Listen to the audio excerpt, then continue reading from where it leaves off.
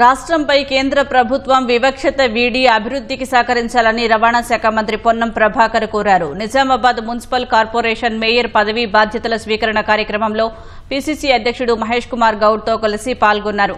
రాష్ట్ర సాధనలో భాగస్వాములైన ఉద్యమకారులకు అన్ని విధాలుగా అండగా ఉంటామని మంత్రి పొన్నం హామీ ఇచ్చారు. ఎన్నికల వరకే రాజకీయం పరిమితమని, రాబోయే రోజుల్లో నగరంలోని ప్రతి డివిజన్లో వివక్ష లేకుండా అభివృద్ధి చేసుకోవాలని పీసీసీ అధ్యక్షుడు మహేష్ కుమార్ గౌడ్ సూచించారు.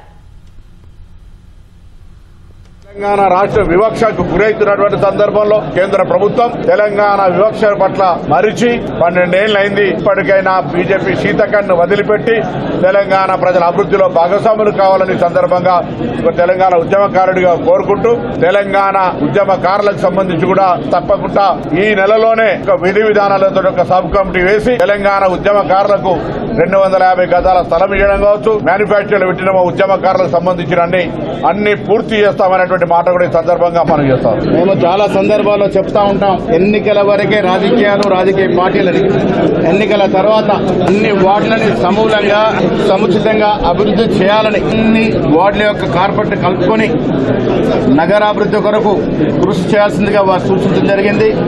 ముఖ్యమంత్రి రేవంత్ రెడ్డి గారు నిజామాబాద్ పట్టణం మీద ఒక ప్రత్యేక శ్రద్ధ పెట్టినారు కాబట్టి ప్రత్యేకమైన నిధులు ఇవ్వాలని వారు కోరడం జరిగింది. ఇన్ఛార్జిగా ఉన్నటువంటి ఉత్తమ్ కుమార్ రెడ్డి గారు ఆ ప్రత్యేక నిధులు తీసుకొచ్చే బాధ్యతను కూడా తీసుకున్నారు కాబట్టి నిజామాబాద్ అన్ని దశలుగా ముందుకు పోతానని ఆశిస్తా ఉన్నాం.